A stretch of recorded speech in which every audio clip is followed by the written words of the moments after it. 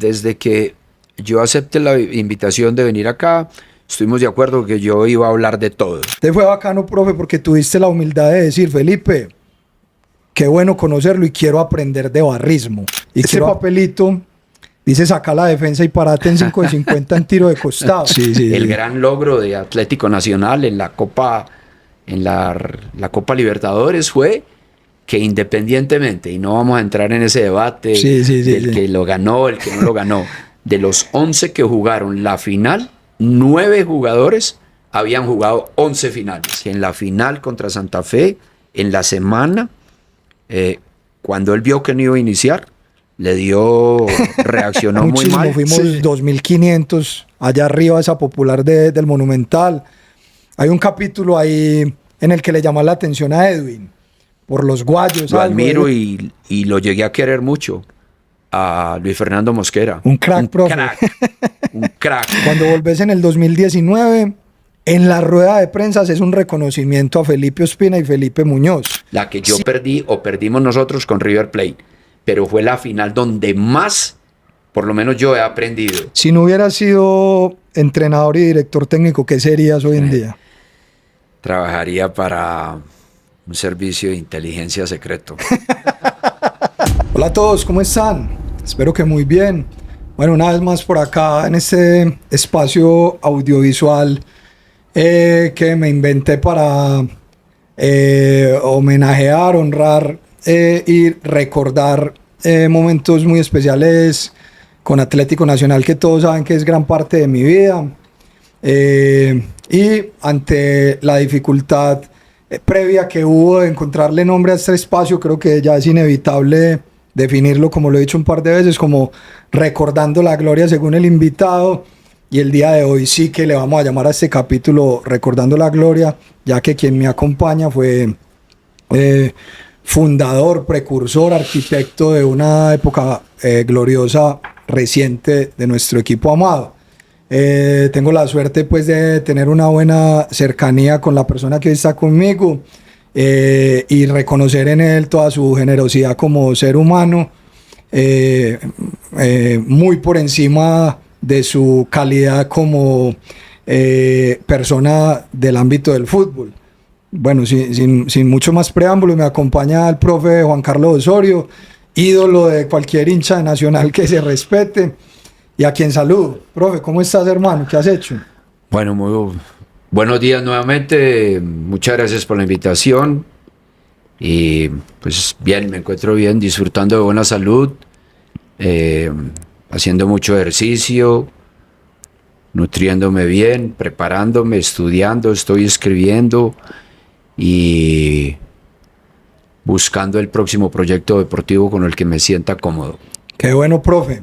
Eso te iba a preguntar porque es de lo primero que hablo con la gente con quien converso acá y es la actualidad. Entonces, en este momento, después de tu paso por México en un club, ¿estás esperando cerrar algún tipo de relacionamiento con un nuevo club o selección? ¿Cómo ves que pinta el asunto, profe, actualmente? Bueno, primero, como para contextualizar las cosas, recordarme a mí mismo que los últimos 5 proyectos deportivamente hablando han sido muy buenos. Entonces, en la pandemia, en el 2020 estábamos con Nacional y el equipo era primero. Y Daniel Muñoz iba de goleador con 8 goles y jugaba de brazo, de eje, de volante, de llegador, de todo. Hasta que sucedió la venta de él y obviamente el proyecto se resintió mucho. Después con América fue un proyecto con muchos jugadores jóvenes y de un momento a otro prestaron 5 jugadores no vendidos, prestados, y obviamente el proyecto deportivo se vino abajo.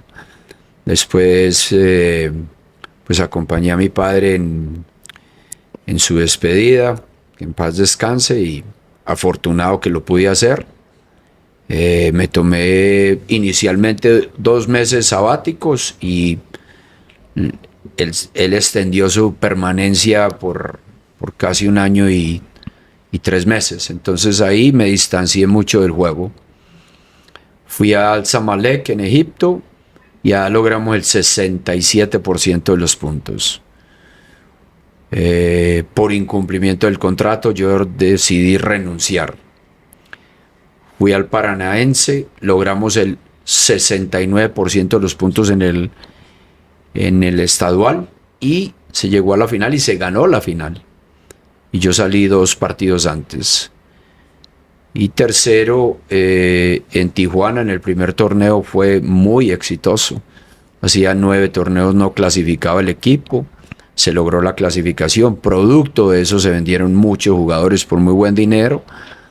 El rédito para el club yo creo que fue muy generoso. Deportivamente sacrificamos porque hubo que esperar los refuerzos casi a la fecha 8, 9, 10, ya se habían jugado 24, 27, 30 puntos y pues los resultados no fueron sobre el final tan buenos. Diciendo todo eso y recapitulando, entonces, deportivamente los 5 últimos proyectos han sido buenos, pero la relación que yo espero tener en un proyecto con los que toman la decisión final, llámese presidente, dueño, director deportivo, sea directa, sin tantos de por medio, y no lo he podido lograr. Porque, y hago una distinción ahí, para mí el juego es puro, el juego como tal, si entendemos que el juego es la relación, decía Pablo Seirulo, es un DIEC, es un deporte de interacción en espacio compartido. A mí me parece que, con todo el respeto por Mr. Seirulo, la definición es incompleta, porque la interacción no solamente es en espacio compartido, es en tiempo compartido, es en pelota compartida. Entonces, en mi humilde opinión, realmente el juego como tal es la relación poseedor, compañeros, rival, arcos, espacio-tiempo. Entonces es demasiado complejo para entenderlo, como interpretarlo como la gente piensa que es. Entonces ese es el juego. Ahora, el fútbol como espectáculo, como show, como business, es mezquino. Es como hay tanto dinero de por medio, entonces es tan mezquino como el sistema de salud, como las religiones en algunos casos, como el sistema de educación. Hablo de nuestro país, donde yo me atrevo a dar opiniones. Entonces, como es la política, y el fútbol no es la excepción. Entonces, donde hay dinero, hay mezquindad, y hay envidia, y hay hipocresía, y hay falsedad. Y yo creo que cuando hay tantas personas de por medio entre el que dirige y el que paga, el que finalmente paga, y yo creo que ahí se distorsiona todo, porque entonces el mensaje no llega directamente de parte del que sufre el juego, del que vive el juego, del que dirige el juego, como es el caso mío. Y no he podido dar con ese tipo de proyecto, porque me gustaría que en el próximo que yo esté, si los directivos o el presidente o la presidenta o el que sea quiere que el portero del equipo vaya a la selección o al extranjero y por tal motivo él considere que tiene que jugar todos los juegos, pues que me lo diga a mí directamente y no a través de nadie. Y hablo de eso porque ese ha sido uno de los problemas en todas partes donde he estado. Mis famosas rotaciones, que es un principio de vida, donde todos tienen la misma importancia, no que sean igualmente titulares o suplentes, pero sí que tengan la importancia para estar en esa nómina. Entonces todos los anteriores 5 proyectos deportivos donde he estado, ese ha sido el inconveniente mayor.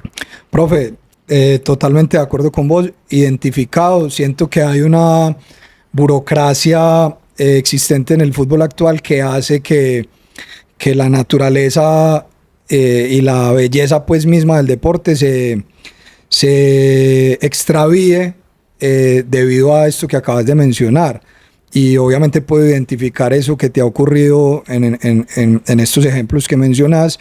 Y obviamente, profe, pues así como pintas el escenario, se ve difícil poder encontrar un proyecto deportivo con esas características, pero me alegra que por lo menos tengas claro que es una filosofía de trabajo que no se le vende al mejor postor y que tendrás la paciencia de dar con ese proyecto para alcanzar lo que tus capacidades ameritan y han demostrado.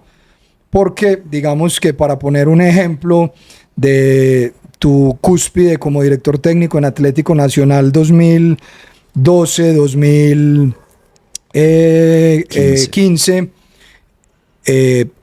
precisamente se logró esa posibilidad de éxito, ya que este modelo que vos exponés no era tan así como en este caso lo cuestionás, era tal vez un poco más reducido y más al alcance de esas expectativas tuyas que tenés. Y esto lo menciono es porque ya vamos a empezar a hablar de eso, profe, porque tenías una relación muy directa con quien era el presidente y fluía fácilmente todo lo que querías hacer. Mucho. Y él con don Antonio.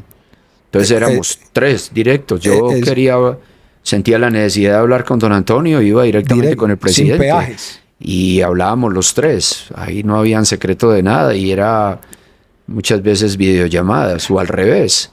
Si el dueño, él consideraba que yo me había equivocado, no le gustaba algo o pensaba que había que modificar algo, me contactaba a través del presidente.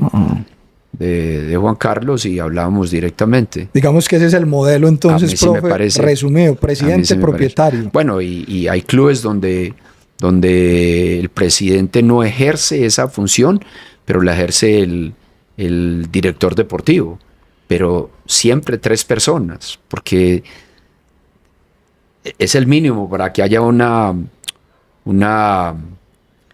decisión consensuada. Es un 2 contra 1. Sí, un número impar para que haya una mayoría. Pero ya 5 personas, entonces son dos opiniones más. 7 personas, ya son 5 opiniones, 4 opiniones más.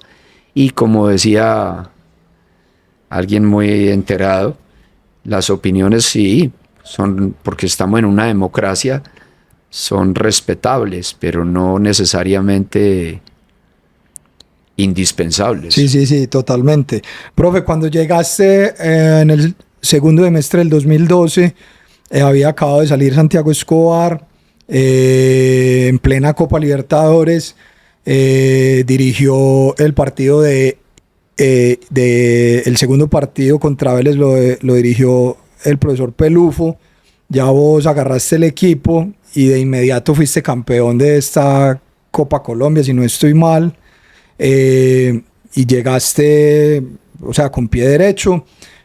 Por acá han pasado muchos jugadores a quienes les he preguntado por vos y podría decirte que sos influencia del 99.9% de los jugadores que se han sentado acá y que trabajaron con vos, lo cual no ocurrió, esa empatía necesariamente o con la hinchada o con el periodismo, es decir, sí con los jugadores, con quienes que vos necesitas que las cosas fluyan, y no necesariamente con la hinchada o con el periodismo, por culpa o a razón o según la gente, por tu estilo, que para mí también es un asunto tan científico como de sentido común, de las rotaciones y algunas otras características de tu idiosincrasia como director técnico. ¿Por qué sentís que cuando llegaste pegó tan duro que un sector de la hinchada y el periodismo no empatizara con eso, pero sí ocurrió con los jugadores? Y eran los jugadores los que tenían que sufrir supuestamente la rotación, pero todos estaban totalmente compenetrados con tu mensaje, con tu estrategia, con tu concepto. Bueno, varias reflexiones ahí. La primera, hace 15 días, creo, 20 días, en el acto de ceremonia de clausura de y entrega de la licencia Pro en la Universidad de Antioquia. El homenajeado fue Santiago. Y yo recuerdo que desde que yo vine y cuando tuve la oportunidad, después del primer título, siempre agradecí la primera parte del proyecto, la primera etapa del proyecto, que fue cuando Santiago tuvo la gran oportunidad de traer, creo que 11 jugadores, dentro de ellos Alexis y otros, y Creo que fueron 15 o profe. 15 Sí. o algo así. Y yo nunca critiqué a los que no quedaron, pero sí le aplaudí a él y siempre le reconocí a Santiago, con quien tengo una muy buena relación, lo valioso que fue la selección de él, ¿no? Estaba Correcto. con Galeano Sí, como asistente. Juan Jairo, sí. Con Juan Jairo. Entonces, pues yo creo que la muy buena amistad o la muy buena relación con los jugadores obedece primero a que en cualquier camino de la vida el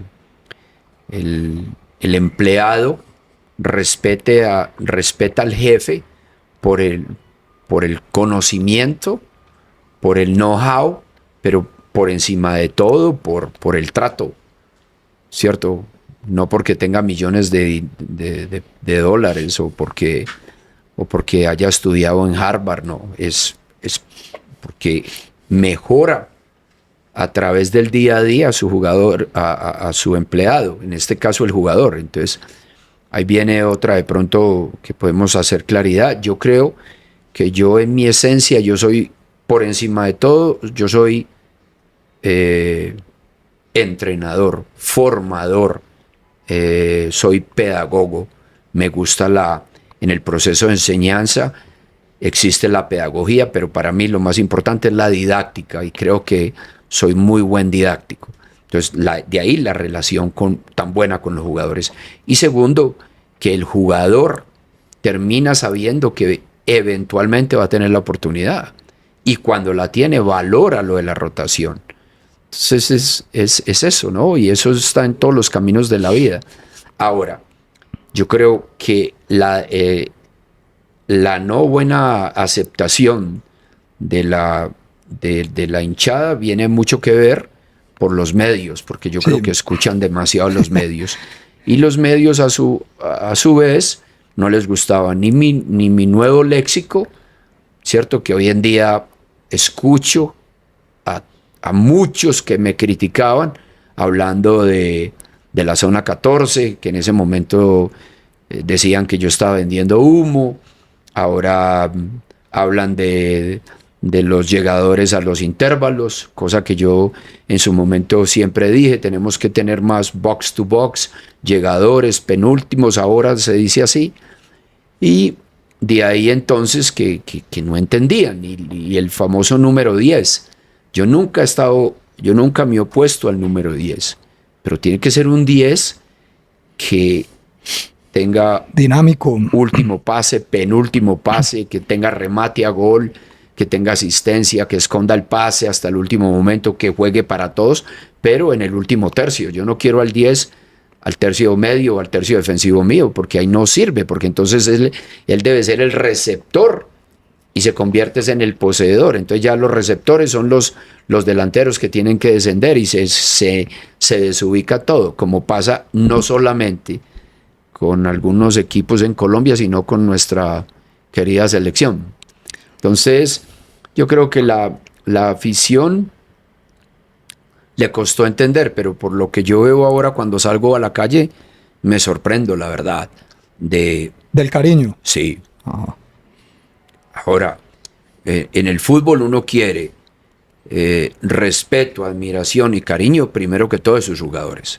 Y sobre todo respeto y admiración, porque cariño de pocos, ¿no? ¿Cierto?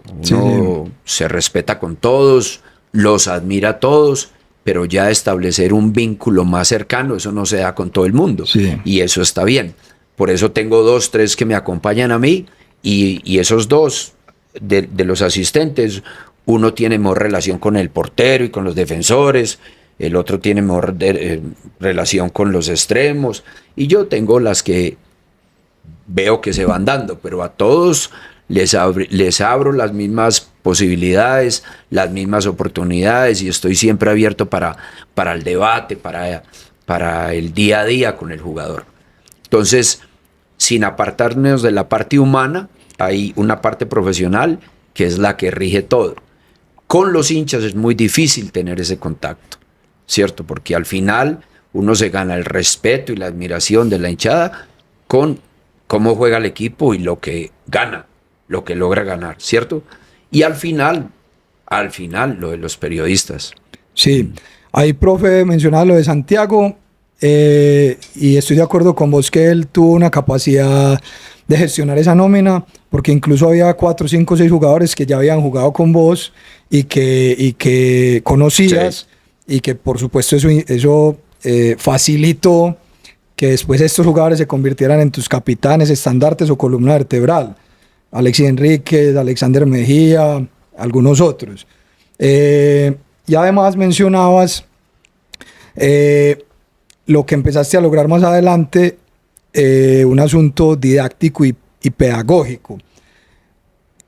Cuando mencionas que llegaste con un nuevo léxico y algunas nuevas prácticas, que estoy de acuerdo con vos, profe, porque en términos folclóricos o políticos, Antioquia y Medellín es un departamento de una sociedad y una ciudad muy parroquialista, conservadora, enseguecida por sus montañas, no es capaz de ver mucho más allá. Entonces llegas vos con una terminología, un léxico, unos conceptos y la gente se escandaliza. Por supuesto, para nosotros que no te conocíamos como un técnico ganador, también fue difícil. Ahí te iba a decir 2 cosas. La primera, que recuerdo que en un programa de televisión con Mauricio González Arteaga, al hombre siempre le gusta mucho picar la lengua, entonces te dijo: ¿y qué opinas de las barras? ¿Cómo va a ser su relacionamiento con las barras?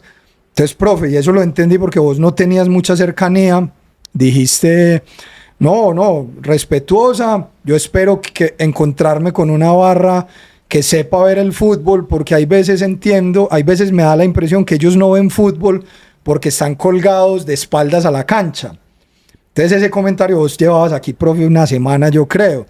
A muchos no les gustó, y yo: tranquilos, es normal, cualquier persona nueva puede llegar a pensar eso. Y me encontré con vos, profe, en la calle, en el Hard Rock Café. Entonces fui, te abordé y te saludé y te dije: profe, con respeto te quiero decir que esa apreciación es equivocada. Te voy a poner un ejemplo, profe, yo sé de Nacional y sé de fútbol.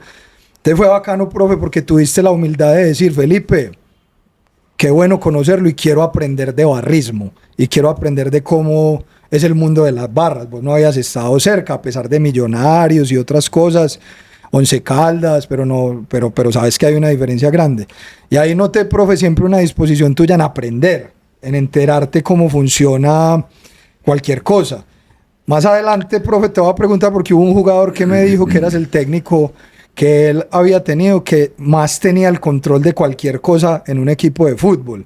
Y tener conocimiento de barrismo y del mundo de los hinchas es querer tener conocimiento de todo en absoluto. Ahorita vamos a hablar de eso. Pero volviendo a lo didáctico, profe, quería preguntarte si te referís con esa mención que haces a este tipo de cosas. Este papelito dice: saca la defensa y parate en 5 de 50 en tiro de costado. Este papelito se lo entregaste a un lateral, no sé si fue Farid, y Farid se lo entregó a Neco Martínez. Neco Martínez lo lee, da la indicación, se lo mete a la boca, no se lo traga, sino que lo escupe. Un recogebolas lo recupera y va y me lo vende por un montón de plata, profe. Es una de las piezas más importantes de mi museo. A esto le llamas ese ejercicio didáctico, pedagógico, pues era un recurso muy desconocido en el fútbol. ¿Cómo recordás estas primeras cosas y la extrañeza que a la gente le daba, que parecía un ejercicio loco, pero para mí es precisamente lo que decís: didáctica, pedagogía, instrumentos fáciles de hacer llegar la información? Bueno, primero, leyendo textualmente, saca la defensa, pues es obviamente sacarla, Sí. alejarla del Sí, arco, claro. ¿no? Pasar a jugar a tercio medio defensivo. Eh, párate en 5.50 en tiro de costado. Siempre he utilizado las líneas de la cancha Referente. como parte didáctica para el Exacto, aprendizaje. sí. Entonces, esto pues me da me agrada y me da orgullo saber que desde esa época yo ya tenía esto como dentro del proceso de gestión del equipo en días de partidos. Siempre mensajes muy precisos y siempre en relación a las líneas de la cancha. Eso por este lado. Y lo segundo, eso lo aprendí de mi padre. Mi padre fue visitador médico y todo lo escribía. Y yo recuerdo muy bien de lunes 5 de la mañana a viernes 5 de la tarde, un hombre entregado al trabajo, a hacer reportes, y siempre me decía, vale más un lápiz corto que una memoria larga. Entonces se lo debo a mi viejo. Bien, profe, entonces llegas vos incorporando este tipo de cosas, el léxico, las rotaciones, y un concepto de entrenamiento muy profundo, y es recrear las situaciones reales de juego en el entrenamiento. Ah, qué bien. Yo un día hablaba con vos, yo te decía, algún jugador cualquiera, no es necesario mencionarlo, pero yo cómo voy a rendir si yo no tengo continuidad. Entonces yo te dije, profe, oí lo que dijo este. Entonces vos me dijiste, ¿usted qué piensa, Mr. Muñoz, de eso? Entonces yo te dije, profe, no estoy de acuerdo con el jugador, porque si vos lo entrenas con situaciones reales de juego, él tiene competitividad todos los días en un campo de juego, excepto porque no hay una hinchada respirándole en la nuca. Pero separando eso, él se está entrenando. Si vos sos el entrenador, susceptible a que cuando lo pongan, ya se entrenó toda la semana con la intensidad que amerita una competición profesional. Precisamente ese es el concepto, profe. O sea, así era que lo disponía. Vamos a entrenarnos como vamos a jugar, y no me ponga como excusa que usted no tiene continuidad, porque la tiene en el entrenamiento. Terminando con el tópico anterior sobre lo de los medios, yo creo que otra cosa que no les gustó fue mi ecuanimidad, ni mi coherencia, ni mi concepto de ser justos con todos. Entonces yo traté de no tener nunca entrevistas exclusivas, pero aquí ocurre, como en México también. Sí, el de por la mañana me mantenía enojado con vos por como eso.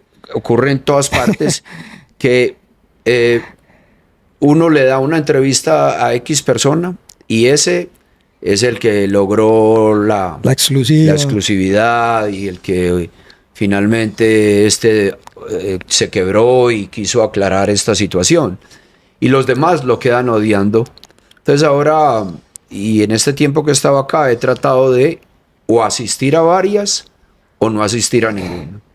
Y por ejemplo, yo le comenté a usted hace poco, yo estuve en uno muy ligado con el Medellín, porque ahora a lo mejor hablamos de eso. Yo no los veo a ellos como los enemigos, siempre los he visto como los rivales de patio, pero al final son facilitadores como somos nosotros para ellos, y como cualquier equipo de fútbol, es un facilitador, porque le facilita a uno el espacio y el tiempo en ciertas áreas. Pero bueno, más allá, yo creo que a ellos no les gustó eso. Pero al final entendieron que era lo mejor, y ahí empezaron lo de las ruedas de prensa y cada uno a preguntar. Eso por un lado. Segundo, y esta parte ya, aquí hacemos un parteaguas, ¿no? Vamos a hablar de un tema que para mí es lo fundamental, y es el día a día, en lo que uno, como dije anteriormente, ahí se gana el jugador. O bueno, se lo gana entre comillas, lo convence realmente. Y de él se gana el respeto y la admiración. Y yo creo que un buen entrenador necesita 10 sesiones para eso. Sobre todo a los que han jugado muy alto, en 10 sesiones saben, este sabio no sabe. Y todo eso se hace, como usted bien lo dice, a través de situaciones reales de juego, que yo decía, siempre he dicho eso desde el año 90, creo que me gradué. Recientemente, nuevamente, el señor Seirulo empezó a hablar de situaciones simuladoras preferenciales. Y claro, y ya lo he dicho en muchas partes, pues él es español, catalán, yo soy chipchombiano de Santa Rosa de Cabal, entonces la gente nunca me paró bolas con eso, pero es la realidad, de porque si vamos a la historia de la humanidad y parafraseando a Sócrates, a Confucio, siempre han estado, usted me dice algo y lo olvidaré, usted me enseña algo y lo recordaré, usted me pone a vivenciar algo y nunca lo olvidaré. Y eso es aplicable a todos los caminos de vida. Recientemente tuve la fortuna de que mi hijo mayor se graduara hace 15 días de médico del CES. Y yo recuerdo que cuando él me dijo a mí, hace 5 años atrás, 6 años atrás, que quería ir a estudiar a Estados Unidos, yo me opuse, entendiendo que él es ciudadano americano y que quería estudiar ahí. Le dije, no, señor, por una sencilla razón, porque usted aquí, en muy poco tiempo, se va a dar cuenta si los signos comunes de la agonía de un ser humano, la dificultad de salud de un ser humano, llámese sangre, pus y lo otro, las heces, si usted es capaz de aguantar eso, tiene con qué ser médico. Si no, va a ser muy difícil. Y no vamos a esperar 6 años en Estados Unidos que usted tenga la primera oportunidad por el tema de las demandas allá y todo.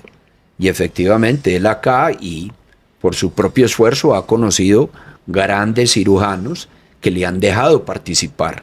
Y recientemente estuvo en una pasantía de observer, o sea, solamente para mirar, donde él podía ver a los internistas de ese momento en Estados Unidos teniendo dificultad en hacer una sutura que él ya aprendió a hacer en Colombia. ¿Por qué? Por el día a día.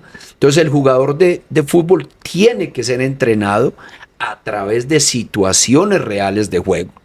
Y como una sesión de entrenamiento tiene 3 periodos de 3 bloques de 20 minutos, entonces usted puede colocar, como en el caso nuestro, a Farid Díaz en el primer bloque de lateral, después de ponerlo de interior, o a Daniel Muñoz de marcador lateral y después el segundo bloque de interior, para que a través de solucionar esas situaciones reales de juego, entendiera, interpretara que dependiendo de donde él estuviera jugando, cuál era el mejor pase y cuál era el pase que correspondía. ¿Me hago entender o no? Sí, totalmente. Entonces, profe. Yo desde el año 90 vengo defendiendo esa idea y me place ver que hemos cambiado y que ahora hay más hombres de fútbol que son más entrenadores que técnicos, o lo sienten como lo siento yo. Y veo que estamos produciendo muy buen tipo de entrenadores, como debe de ser. El grave problema, y para terminar con esto, es que a los formadores realmente, a los más importantes de Colombia y de la humanidad, que son los que están formando los niños de 8, 9, 10, 11, 12 años, no les llega a nadie. Y en esa labor estoy yo. Lo estoy tratando de empezar a hacer, de continuar haciendo, porque ya he ido haciendo algunos, y es ir entonces a áreas geográficas inhóspitas, que no va nadie, por allá donde hay que ir en lancha 40 minutos, y traer a los entrenadores, a esos formadores de esos niños, o en la costa, en la Atlántica, donde sea, para poder formarlos a ellos y que ellos formen a nuestra niñez, y así de esa manera producir muy buenos extremos, tanto como Deiner Quiñones, como Luis Díaz, pero a través de un proceso, y no que salgan un día cada 10 años. Profe, lo que mencionabas cuando ponías el ejemplo de tu hijo en la carrera de la que se graduó, ese ejemplo lo valoro mucho, porque tuve conocimiento y pongo el ejemplo es para que la gente se abstenga de pensar que tus ejemplos y tus exposiciones tienen humo. Eso es una minoría, porque el resto de mayoría pensamos que son reflexiones muy sabias, pero te quiero acompañar con ese ejemplo porque hay muchos estudiantes o próximos a recibirse en medicina de otros países que vienen, por ejemplo, a hospitales de Cali, donde suturar es un asunto de todos los días por las problemáticas sociales que hay con apuñalados. Entonces tienen que afilar su capacidad y su motricidad fina para suturar, como no va a ocurrir nunca en sus países europeos. Exactamente. Entonces, y si me permitís ir rápidamente, porque con frecuencia me pasa, me monto a un taxi y normalmente, o bueno, con frecuencia el taxista, el señor conductor me conoce a mí, y así, independientemente que sea hincha del rojo, del verde, terminan preguntándome del juego, y cuando llegamos cuando me dicen, no, es que este jugador, porque con frecuencia lo escucho, es muy bueno, pero toma muy malas decisiones. Yo sin mirarlo, le digo, ¿usted está manejando a 2 manos o a una? Y ahí mismo cogen la cabrilla con las dos y le digo, no, siga conduciendo como va. Entonces usted está con una mano en la cabrilla y con la otra rascando el pelo. ¿Usted cree que eso es correcto? Y le acaba de sonar el teléfono y cogió la cabrilla y empezó a hablar por teléfono. Y yo vengo aquí al lado suyo. Arriesgando tu vida. ¿Usted cree que eso es una buena decisión? ¿Eso es una buena toma de decisión? No, le digo, correcto. ¿A usted cómo le enseñaban a conducir? A 2 manos. Y claro.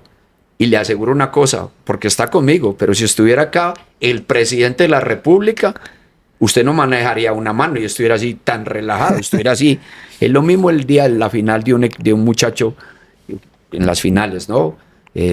Si nunca ha jugado una final, pues obviamente lo va a estresar demasiado. El gran logro de Atlético Nacional en la Copa Libertadores fue que independientemente, y no vamos a entrar en ese debate del que lo ganó, el que no lo ganó, de los 11 que jugaron la final, 9 jugadores habían jugado 11 finales. Y yo creo que la gran mayoría de ese grupo había perdido la semifinal, y ahí sí con nombre propio, porque fui yo, la que yo perdí o perdimos nosotros con River Plate. Pero fue la final donde más, por lo menos yo he aprendido, porque yo recuerdo que salí a la cancha a acomodarme la corbata y a verle la cara a cada uno de los muchachos, que era primera vez que jugábamos con 55 en contra. 55,000 en contra. Y eso es muy diferente a jugar con 10,000 en contra o jugar con 0 en contra. Entonces todo viene y depende de las vivencias del ser humano. Y un buen entrenador es aquel que genera en el día a día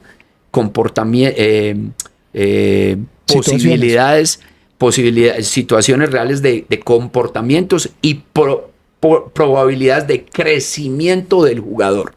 Totalmente, profe. Incluso ahí, acompañándote con ejemplos, Alexis Enrique se sentó acá, que vos sabes que el hombre te idolatra, pues aprendió mucho de vos, riéndose y contando que en una final te dio por decirle, dale permiso a Peralta que no ha ganado final y Franco, dale permiso a Neco que no ha ganado final. Ellos, pero profe, no, echen para un lado que estos manes tienen que ganar una final. Y es complejo, profe, porque en la tribuna todos vamos a decir, profe, no pongas a Peralta, ¿cómo vas a sacar a Enrique? Profe, ¿cómo vas a sacar a Franco Armani para poner a Neco? Pero te saliste con la tuya, no solo por la confianza que efectivamente le veías a estos jugadores que no terminan siendo parte de la historia nacional. Neco y Peralta no son de una historia significativa, pero hacen parte de la historia gracias a la confianza que tuviste en ellos, en ese concepto de rotación y de darle la oportunidad a todos. Entonces digamos que este es un ejemplo que retrata bien esto que estás diciendo y en el cual te da resultado lo que vos decís. Rotación, motivación, confianza, se entrenaron, van a salir a ganar. Esa fue la final contra Cali, que ganamos acá 2-0, creo, goles de Jefferson y no me acuerdo quién más. Siempre me olvidan mucho los resultados, pero bueno, ese es un ejemplo que lo retrata. Bueno, yo creo que Alexis es de los pocos que mutuamente nos respetamos, nos admiramos y nos queremos mucho. Sí, ¿cierto? Sí. Y algo muy especial o muy importante en el juego. Yo hablo mucho de reconocerse y hacerse reconocer en el juego. Y en este caso es que nos reconocemos mutuamente de la compañía que hemos tenido, del aporte mutuo que hemos tenido en nuestras carreras. Y hoy, por ejemplo, y hablando de ese tema en particular, Alexis hoy aprendió de esa situación donde él forzosamente se quedó por fuera y no le faltó sino de pronto pegarme. Y él hoy, desde su posición de entrenador, porque él es entrenador formador, ya cuando le toca que ser seleccionador y elige, ya tiene eso en la cabeza. A mí también me dejaron por fuera de una final y ganaron sin mí. Entonces a mí también me corresponde hacerlo con otros. Entonces esa es la vida, ¿no? Es de nuevamente de vivenciar las cosas para poder nunca olvidarlas y ojalá beneficiarse de ellas en el momento necesario. Totalmente, profe. Ahí llegamos al tricampeonato. Y algo importante. Tampoco y sin ánimo de sacar eso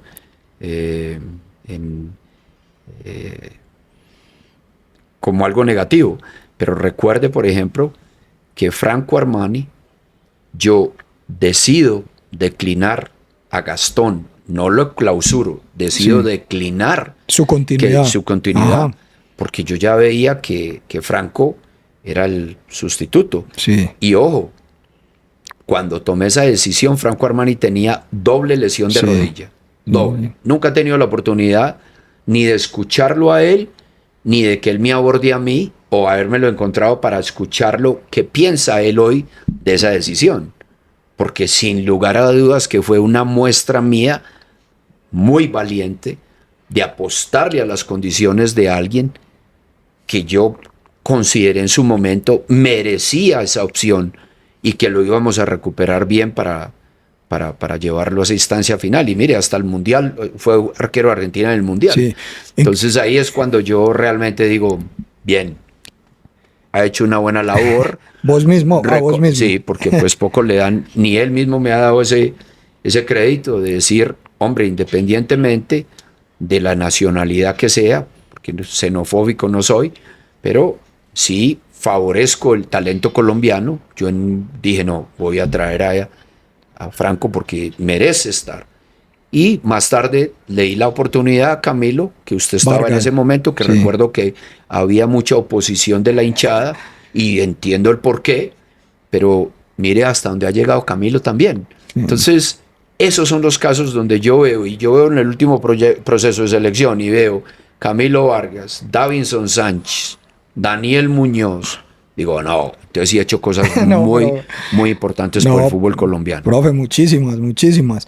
Incluso creo que lo que acabas de mencionar es porque se creó un mito, un rumor, un chisme malintencionado, que no simpatizas con jugadores extranjeros en los clubes, pero eso es un contrasentido impresionante, pues porque entonces, ¿cómo hiciste para dirigir otras selecciones y cómo hiciste para ayudar al crecimiento de Franco Armani y de algunos otros?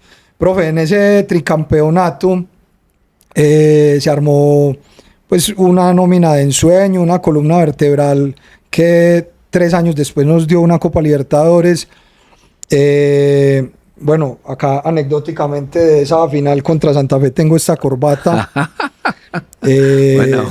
Es una pieza muy preciada para mi museo. Esta te la pusiste ese día contra Santa Fe en el famoso Campinazo que salimos. Claro, profe.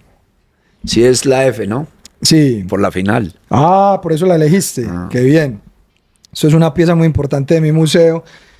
Profe, en ese tricampeonato yo creo que estábamos ya muy estables en todos los conceptos que vos has expuesto, pero aquí me gustaría preguntarte más en términos anecdóticos, profe, la importancia que tuvo el eje vertebral de Franco, de Alexis, de Alexander, de Magnelli y de Jefferson. ¿Qué tanto valor les das a ellos más allá de las rotaciones, como tu columna vertebral con la cual ganaste 5 o 6 títulos? Fueron definitivamente importantes para vos. Vos mencionabas ahorita las características de un 10 y no necesariamente son las que Magnelli siempre tuvo, pero lo potencializaste hacia eso. ¿Qué crees de esa columna vertebral o el valor que le das a esos 4 o 5 jugadores? Antes de eso, recientemente yo tuve la oportunidad por primera vez de encontrarme cara a cara con Sebastián Viera y le entregué el cartón de Pro License y lo felicité, como también he felicitado cara a cara a don Julio Comesaña. Entonces yo no tengo nada contra los extranjeros. Lo que yo sí pienso es que si un jugador, yo mido los jugadores de la siguiente manera, por la cantidad de partidos que inician. Porque si uno entra a Wikipedia o a Google o a otras plataformas, entonces tal jugador, entonces está Felipe Daniel Muñoz, por un ejemplo, ha jugado tantos partidos. No, yo quiero saber cuántos partidos ha iniciado de esos todos que ha jugado, porque puede ser que entre siempre a rematar los partidos. Entonces, cuando han venido extranjeros acá que inician en una temporada el 80% de los partidos, yo digo, tienen que ser influyentes. Ahora, con lo que yo no estoy de acuerdo es de traer tanto extranjero para posiciones donde hay tan buenos colombianos, incluyendo la de los técnicos, porque eso no sucede en ningún otro lado en Sudamérica. Yo no veo técnicos colombianos en otras ligas, ¿o sí? No. Y sin embargo acá están. Y bueno, y bienvenidos. Si nos vienen a aportar y nos dejan un legado, bienvenidos. Porque pues tienen derecho a trabajar. Ese es el punto mío, ¿no? O de lo contrario, pues entonces traigamos a los mejores cirujanos que salvan vidas de otros países. Profe, lo que vos decís no tiene ningún misterio. Si a mí, yo amo a Franco Armani, pero si a mí me hubieran dicho, si hubiera gustado a David Ospina en vez de Franco, yo hubiera dicho sí, porque soy antioqueño, porque soy colombiano y porque me hubiera gustado que David pudiese haber estado en ese momento. Pero eso no es nada en contra de Franco Armani. Y en ese momento todavía estaba en Italia, sí, creo. En Inglaterra. En Inglaterra, entonces fabuloso, sí, todo eso está bien. Y por eso, pues, bienvenidos también nuestros colombianos. Pero aquí mismo decimos, si usted va a ir a jugar a Europa, tiene que hacer diferencia, mister. Tiene que comportarse bien, tiene que entrenarse bien, tiene que aprender el idioma, tiene que ser educado, porque pues o de lo contrario va a ser muy difícil. Totalmente. Eso está por ahí. Ahora sí háblame de la columna vertebral, porque yo tengo la mía. Entonces usted dijo... Franco. Franco, sí. Alexis. Alexander. Sí. Magnelli. Bueno. Entonces yo digo ahí, de los cuatro, indiscutiblemente, yo creo que lo único más cercano, o el más cercano a Alexis fue Santiago. Andrés. Claro, sí. Simplemente por ser zurdo. Sí. Ahora, por liderazgo, y durante el tiempo que yo llevo en el fútbol, Alexis, muy buen líder. Muy buen líder porque es un hombre justo, que a veces es muy desarticulado hablando, pero logra el mensaje. Sí, totalmente. Y como tiene tanta calle, le llega a todos. Totalmente. ¿Cierto? Y es un hombre leal, transparente. Totalmente. Que admite cuando se equivoca y no tiene ningún problema en reconocerlo. Ahora, por su formación, yo recuerdo, él es el único defensor que yo le he escuchado decirle a los extremos, venga hasta mitad de cancha, no venga más acá, deje que se vengan todos, los laterales y todo. Eso sí, si se la entregamos y usted no la hace valer, lo espero en el camerino para hablar con usted. Entonces, por liderazgo, Alexis. De portero, pues hay varios, porque hay para gustos, ¿no? Que a mí me tocó ver René, sí. que sin lugar a dudas fue el pionero de jugar con los pies, ¿cierto? Tenía sus falencias. Yo recuerdo en el Mundial de 90, Italia 90. Viendo con mi papá... Contra Camerún, Roger Mila. Sí, el padre explotó y yo me puse a llorar cuando... Recuerdo, estábamos viendo el partido cuando René trató de gambetearlo y terminó en gol contra nosotros, contra Colombia. Pero sin lugar a dudas que fue ese tipo de arquero, jugador, ¿cierto? Y está David por todo lo que ha hecho. Entonces, ahí yo no sé, yo tuviera que pensarlo muy bien. No, profe, porque yo te lo menciono es en el marco del tricampeonato del 2013. Claro, no, ahí te puse a esos muy bien. Jugadores. Y viene algo muy importante para los que les interesa el juego. Alexander, a ver, si recuerdan, yo en esa posición, yo recuerdo que en el proceso nacional en algún momento puse a Bernal, Alejandro, puse a Estefan, a Daniel Bocanegra y bueno, y Alexander se volvió muy importante por una sencilla razón. Y en esa posición a Sebastián también. A Sebastián Pérez. Sí, muy bueno, muchas gracias, porque no quiero ser injusto con nadie y hace poco hablé con Sebastián, que ha hecho una gran carrera profesional, pero yo lo veía él más de 8, ¿no? Más de ida y vuelta, igual que Alejandro, pero los trataba ahí a ver cómo nos iba, ¿no? Alexander pertenecía a ese grupo de jugadores que yo pienso que es el 95% de los jugadores que hacen lo básico bien, porque en el mundo del fútbol solamente el 5% juegan por talento y únicamente por talento, ¿no? Los gambeteadores. Messi, ¿cierto? Messi, Maradona y Neymar. Exacto. A nivel mundial. Los demás son jugadores que hacen lo básico bien, y cuando digo básico bien hay algunos que conducen y pasan bien, hay otros que giran y pasan bien, hay otros que giran, conducen y pasan bien, hay otros que giran, conducen, pasa bien y va al remate, etcétera, etcétera, etcétera. Entonces vienen los X factors, lo que hacía un jugador diferente del otro.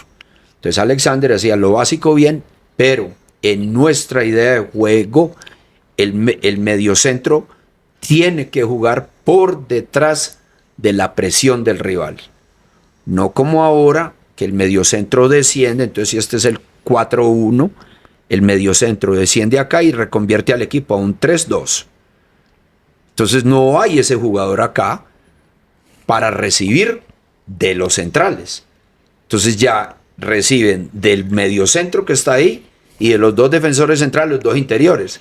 Entonces ya viene el 8 y el 10 a recibir la pelota mucho más cerca de nuestro arco. Entonces lo que quiere decir que en el lado contrario tenemos muy pocos jugadores. Si esto pasa de la forma como yo estoy diciendo, básicamente hay 3 arriba y deberían ser mínimo 5. Y eso lo desencadena el descenso del volante central.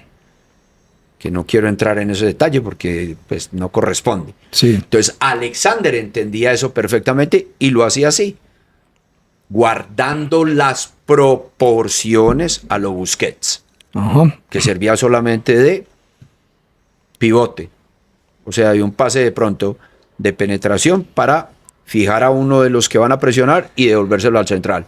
Entonces Alexander permitía que Magnelli brillara y que el que lo acompañaba a él brillara, que recuerdo, lo admiré, lo respeto, lo admiro porque creo que todavía está, lo admiro y lo llegué a querer mucho, a Luis Fernando Mosquera. Un crack, profe. Un crack. Como se asemeja mucho ahora a Luis, el del Once Caldas, que lo tuve en América, a Luis Sánchez, así encarador, con cambio, ritmo, de velocidad y muy buena pegada, que es muy difícil encontrar eso. Y cambio de ritmo. Porque Edwin tiene muy buena pegada, pero no es para enganchar y sacarse a dos. Sí. Magnelli, por el contrario, es más de esconder el pase y más habilitador que finalizador. Sí. ¿Cierto? Entonces, cuando Alexander jugaba ahí, y recuerdo, era con Alexis diciéndole que se quedara allá, y con Farid Díaz, que eso es un déjà vu que tengo muchas veces cuando estoy viendo el juego. Farid Díaz diciéndole a Alexander, Farid con la pelota en los pies y diciéndole a Alexander que se corriera un poco más para este lado, para allá, para poder sacarse de encima a los dos que venían a presionar. Eso es una belleza, porque Farid, pues con todo el respeto del mundo, no estuvo en la universidad, porque no se necesita ir a la universidad, se necesita otra memoria, la implícita o procedimental, para entender el juego, interpretarlo y saber cuál es el pase. Entonces, al hacer eso, Magnelli no tenía que descender por la pelota, ni Luis Fernando, o el que lo acompañara, fuera Alejandro o el que fuera. Y de esa parte, porque hay que mencionar también a Alejandro Guerra, ya los dos interiores jugaban con los 3 de arriba. Entonces siempre habían 5 ocupando los 5 pasillos, canales, 3 canales, 2 pasillos del ataque. Y por eso era que Nacional era tan arrollador, digamos así. En algún momento lo hizo Baloyes. esa posición también. Baloy. John Baloy. De interior. Sí, profe, no, mencionando a Mosquera, yo ya mencioné en un capítulo mío lo crack que era ese jugador, que me acuerdo que cuando le dio la pataleta por irse, me decías, ¿qué hacemos para retenerlo? O sea, yo también pues intenté y me dijo, no, me voy. Era como muy... Tengo una anécdota muy, muy linda con Luífer, porque llegué a conocer a doña Sandra, a su esposa y a su bebé, y yo le hablaba mucho a él. Y recuerdo que en la final contra Santa Fe, en la semana, cuando él vio que no iba a iniciar, reaccionó muy mal. Sí. Y yo le hablé muy fuerte le hablé, para el entrenamiento le hablé muy fuerte, lo reté, le pregunté si quería continuar, ¿no? Y en mala gana dijo que sí. Y después le dije, no, creo que fue delante de todo el grupo, le dije, mira, mister, esto es un partido de ida y vuelta, y con certeza usted va a ser figura en el de vuelta. Yo no sabía que iba a ser el segundo gol, pero sí sabía que de no ganar el primer juego, Santa Fe allá iba a salir con todo, y que en algún momento del juego iban a terminar los más rápidos. Pajoy, Magnelli asistiendo y Luífer finalizando. Y así fue. Bueno, y Jefferson. Sí, ¿no? sí. Que aquí, en el juego de acá, Jefferson tampoco inició. Inició Juan Pablo. Juan Pablo ya no jugó Juan Pablo. Ya no jugó, pero Jefferson lo entendía bien. Sí. Luífer no, por su... Sí. Y se fue siendo figura. Sí. Creo yo, porque fue importantísimo para nosotros. Y yo personalmente no quería que se fuera, al igual que Baloy, por ejemplo. Pero cuando un jugador de esa importancia para el equipo viene y le dice a uno, yo tengo que jugar, uno le corresponde buscarle la manera, como por ejemplo Guardiola con Palmer y Foden. Sí. Y no dejar ir a uno que uno sabe que va a ser crack. Sí. Desafortunadamente, ninguno de los dos salieron de acá para mejorar, ¿no? Sí. Yo creo que ahí fue una mala decisión. Sí, así es. Profe, después de ese tricampeonato, nosotros enfrentamos una Copa Libertadores en el 2014 y ahí recuerdo un capítulo porque a nosotros nos elimina Defensor Sporting. Y yo me acuerdo que dialogando con vos me lo decías de manera muy práctica y anecdótica. Felipe, nosotros perdemos el partido porque hay un jugador que no entiende una indicación que yo le doy. Entonces yo ya me puse a profundizar con vos acerca de psicología del deporte, procesos cognitivos, comprensión de un mensaje. Y si no consideras, no mencionemos el jugador que no vale la pena, pero vos me decías, ese jugador que jugó en esa posición no entendió mi indicación, no fui capaz, él no la entendió, no tuvo la capacidad cognitiva, intelectual, y fue la banda por la cual nosotros perdimos ese partido. Después en el partido de vuelta, corregime si no fue ahí cuando pusiste a Alexis Enríquez de 10. Entonces te quiero preguntar, por los procesos cognitivos de un jugador que no entiende tu mensaje, en este caso, y por lo que mucha gente denominó una locura tuya de poner a Alexis de 10, pero que yo siempre y muchos lo entendimos como Alexis es el mejor filtrador que hay, lo pusimos ahí a ver si éramos capaces de resolver. ¿Cómo recordás esas dos cosas, profe? Bueno, lo de Alexis lo hice porque ya en el Once Caldas del 2011, en Copa Libertadores contra Cruzeiro, en 7 Lagunas, había que ganar para poder pasar a la siguiente fase. Y recuerdo que en ese año el valor de Cruzeiro era como de 60 millones de euros y tenían muy buenos jugadores, sobre todo 2 uruguayos. Y el plan de partido nuestro fue aguantar hasta el minuto 65-70. Y en ese momento hacer un cambio. Entonces, recuerdo, el extremo era un velocista que teníamos, que fue a Santa Fe, extremo izquierdo. Bueno, ahora me acuerdo. O sea, en Nacional. No. En ese equipo. Jugaba en el Once Caldas. Y después fue a Santa Fe y fue Cuero. No era rápido, velocista, que es diferente. Yo nunca he visto un jugador más veloz que ese muchacho. Y él era extremo y tenía muy buena pegada. Entonces, el plan era que en el último, y estaba Mejía en ese juego también, Alexander, recuerdo ahora. Entonces, Dairo Moreno, Sí. Diego Amaya, otros. Y el caso era cambiar en el momento oportuno. Durante el juego, Alexis jugar de 10, Cuero jugar de último y ir todos en campo del rival. Y jugarnos la que tiraran larga la iba a ganar Cuero. Y eso nos dio resultado. Y el Caldas ganó allá 2-0. Gol Sí. de Dairo y de Amaya y después de Dairo. Amaya de un central. Entonces, para mí no era diferente cuando yo lo hice con Alexis acá, porque yo sabía lo que iba a dar Alexis. El problema era que el que jugaba en la posición de Alexis fuera a dar lo que Alexis da en esa posición. Sí, y, sí, ahí, sí. y ahí fue la dificultad. Sí, Ahora, sí. yo nunca tomé venganza del jugador que no me entendió, no, al contrario, No. me cuestioné yo mismo mi labor de entrenador y yo creo Sí, que ahí fue sí. donde más empecé a valorar, tengo que mejorar en entrenar mejor para que el jugador no entienda a base de lo que yo le diga, Sí, sí, sí, sino sí. de hacerlo vivir Sí, sí, y sí. yo tener la capacidad para decidir este puede jugar ahí o no, Sí. y no echarle la culpa Sí. al jugador como no, ocurre normalmente, Sí. ¿no? Con aquellos que después de la rueda de prensa dicen, no, es que yo le dije, y no, Sí. no, uno se tiene que hacer No, responsable porque de por eso. supuesto ese diálogo fue entre nosotros. De hecho, el ejemplo no tiene nada de malo y también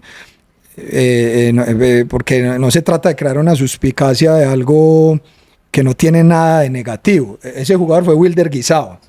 Entonces, digamos que la historia confirmó porque Wilder no tuvo un futuro que confirmara sus capacidades futbolísticas, no es un secreto, como sí lo tuvieron otros jugadores, pero recuerdo muy bien que tal vez fue él uno de los jugadores que quizás no entendió tu manera, profe, de comunicarte, de hacer llegar el mensaje, o simplemente su capacidad técnica, táctica, en fin. Pero yo creo que los grandes pensadores ahora sugieren, y me refiero a grandes líderes, ¿no?, de habla hispana, de castellano, ¿no?, de Ors, Nazaré Castellán, todos los top. Es preferible y es más productivo para uno hacerse uno responsable de todas las situaciones, porque es la única manera que uno las puede mejorar, que pasárselas a alguien. Entonces, en este caso, imagínense que lo de Wilder como extremo fue tan bueno que hasta Sao Paulo llegó a ir. Ah, correcto, es que hasta te lo llevaste para allá, sí, Porque profe. de extremo, muy bueno. Porque Sí. era potente, encarador, muy habilidoso. De pronto hasta, como Luis Fernando, de cero, era capaz de bajar el centro de gravedad y superar al rival, que es muy diferente a campo abierto y en velocidad. Sí, sí, sí. Entonces Wilder, ahí el equivocado fui yo, que yo pensé que él era capaz de jugar, marcar. de ir de ida y vuelta y ser un wingback, un lateral volante en una estructura de 3+2. Entonces yo fui el que me equivoqué, yo creo ahí. Correcto, profe, bien. Profe, ahí llegamos a la Libertadores, vamos ahí más o menos cronológicamente. Eso fue triste para nosotros, fue una gran campaña. Acordate que de local tuvimos para ganar después del golazo de Orlando, que él se sentó acá conmigo a decirme que vos le habías enseñado a tomar decisiones, porque el profe estaba en el fútbol por allá de un equipo de Cundinamarca, ya ni me acuerdo porque los confundo, y él se va a entrenar porque se va para Bolivia y vos yo no sé qué lo viste haciendo, y no, venga, quédese acá, hermano, vaya, arregle contrato. Entonces él dijo, esto es increíble, y cambiaste el curso del destino de Orlando de Río. Entonces empezamos ganándole a River con ese gol. Hay un cabezazo de Sebastián Pérez que pega en el palo y no pudimos ahí rematarlos para el 2-0, nos terminan empatando y después vamos allá y perdemos. Sé que eso te dolió mucho, a nosotros también muchísimo, fuimos 2.500 allá arriba, esa popular del Monumental. Hay un capítulo ahí en el que le llama la atención a Edwin por los guayos, algo. Edwin estaba pensando, era como en que tenía tiempo de cambiárselo y vos estabas que lo tratando empuje hacia el campo. de decirle que no era momento de cambiarse los guayos. ¿Qué nos pasó ahí, profe, independiente de tu responsabilidad? Lo que mencionabas al principio, la presión, psicológicamente un estadio tan potente, o de qué otra manera podemos leer. Nuevamente, y haciendo eco en mi apreciación anterior, yo ya por muchos años he tratado siempre de hacerme responsable de todo. De hecho, eso me ha generado muchos problemas en la parte personal, porque cuando uno asume eso, termina realmente haciendo responsable de cosas que no le corresponde, ¿cierto? Pero en este caso, y como tiene que ver con el juego, yo me hago responsable. Yo hasta ese momento, y públicamente casi no hablo de este tema, porque entonces doy mucho de lo que hago ahora en el cómo trabajo la pelota a balón parado. Ajá. Mi mayor equivocación hasta ese momento era que yo permitía, sugería y entrenaba la pelota detenida como era digamos, lo normal para todos los equipos. Y aún lo hacen muchos, de traer 20 jugadores al área. Y yo creo que en el fútbol aéreo de ellos nos ganaron, no en el primero y el segundo jugador, porque teníamos, yo hago una diferencia ahí en el fútbol aéreo. Hay fútbol aéreo sobresaliente, no, dominante, sobresaliente y competente. En ese momento teníamos competente y sobresalientes, pero no ningún dominante. Hoy en día yo me aseguro para cada partido tener 2 dominantes en diferentes posiciones. Normalmente son o los centrales o el mediocentro o el delantero, ¿cierto? Y a partir de ahí elijo los competentes y los sobresalientes. Para ese juego no tenía ni la menor idea de eso. Entonces hicimos la pelota defendida, la tomamos como siempre lo habíamos hecho, no varié para nada, el rival, yo no sorprendí al rival, hablo en primera persona para responsabilizarme de eso, y de ahí nos hicieron 2 goles calcados, porque yo creo que se acuerda de eso, ¿no? Sí, claro que Mercado creo que fue, y no recuerdo el otro. Me Pero acuerdo del de Pisculichi acá de local, los de allá se me borraron de la memoria por tristeza. Y yo no lo he borrado. Entonces, ese fue mi mayor error. Yo creo que yo expuse al equipo en la parte, en el fútbol aéreo a balón parado, porque así fue como nos ganaron. No nos ganaron en el juego abierto. De hecho, creo que le pegamos al vertical una vez con Luis Carlos Ruiz o con Edwin. Sí. Que le alcanzamos a pegar al vertical. O sea, no llegábamos mucho, pero llegábamos con alguna opción. Pero si hay algo en ese partido fue la pelota a balón parado defensivo. Ajá. Profe, un año después, antes vos ya te vas para Sao Paulo. Nosotros hicimos una despedida muy bonita que creo que recordás muy bien, con tu familia. Yo me acuerdo que cuando yo empecé a decirle a la tribuna que cantáramos El equipo de Osorio tiene corazón, a vos te emocionó mucho ese cántico. Mucho. Entonces vos ya después me decías, volveme a cantar ese, por favor, y ese fue el que cantamos todo el tiempo. El profe nos va a decir cuál es su canción preferida y la vamos a cantar con todas las huevas y el corazón posible. El equipo de Osorio tiene corazón.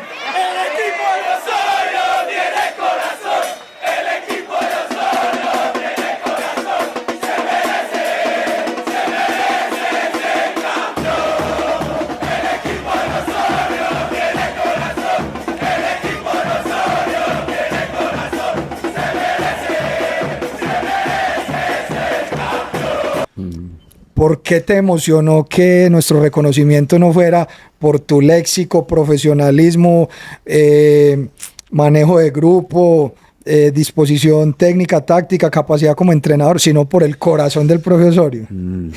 No, porque, bueno, y hablando de la neurociencia, hoy, eso fue en el 2015, hoy 10 años después, sí, ¿cierto? Ajá. La neurociencia dice que hay siempre nos han enseñado que tenemos 5 sentidos, ¿no? El olfato, la vista, todo.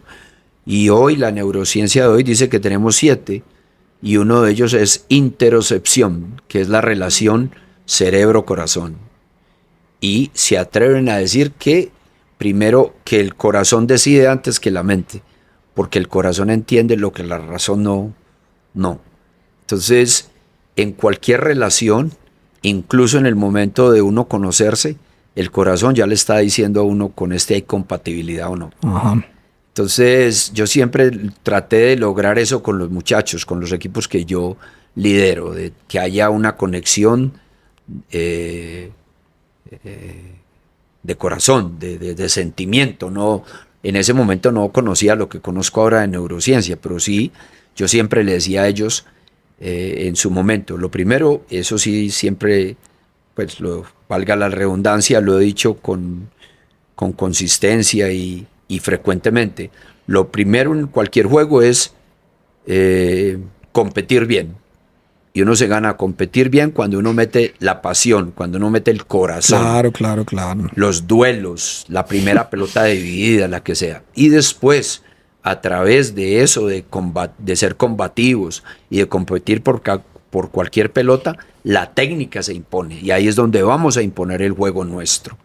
Entonces, sí, y yo muy orgulloso de eso. Algo que nos identificaba en esos 3 años donde dominamos la liga era que en cualquier momento podíamos revertir un marcador, ¿cierto? Que me lo decía mi padre, usted tiene que ser el técnico que más partidos gane en los últimos 15 minutos, porque ahí está el corazón de todo, la pasión, las ganas, el orgullo de jugar a ganar. Entonces yo creo que por eso de hecho no era únicamente tanto a los últimos 15, sino al último minuto. Hay varios ejemplos: Sherman, Juan David Valencia, Baloy, Jefferson, Baloy, muchos. Y nada habla más de ese estar vivo hasta el último minuto y tener el corazón siempre vivo para responder que cómo pudimos ganar algunos partidos al último instante. Profe, ahí llega la Libertadores de Nacional, que está recontra claro, y no te voy a poner a hablar mucho de eso, que ahí hay una conformación de 9 jugadores que se conocían de memoria gracias a tu trabajo. Y profe, está claro el mérito que todos le damos al profe Reinaldo y a su cuerpo técnico, porque también se necesita de sabiduría y de disminuir un poco el ego para entender que ustedes se conocen, jueguen y hagan lo que ustedes saben, y yo eso se lo reconozco al profe, pero también está claro el reconocimiento que te hacemos de todo lo que tenés que ver en esa copa.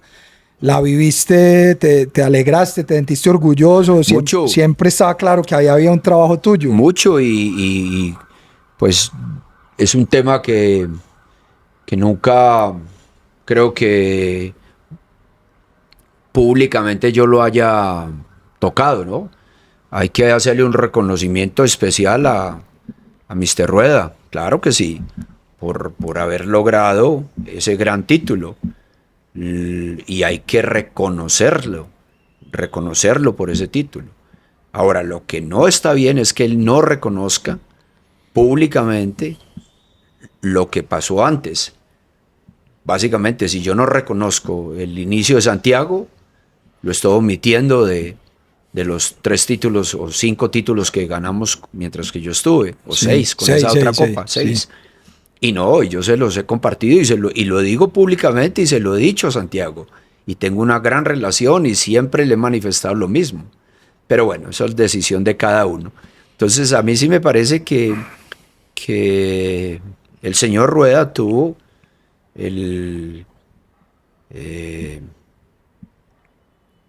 no sé si decir sentido común, o tuvo el gran sentido, una capacidad al fin y al cabo. Capacidad de mermarle a todos los muchachos, y me imagino a los más experimentados, ¿no? El caso concreto de pronto de Alexis, y ser flexible con las apreciaciones de él tan categóricas y tan fuertes, ¿no?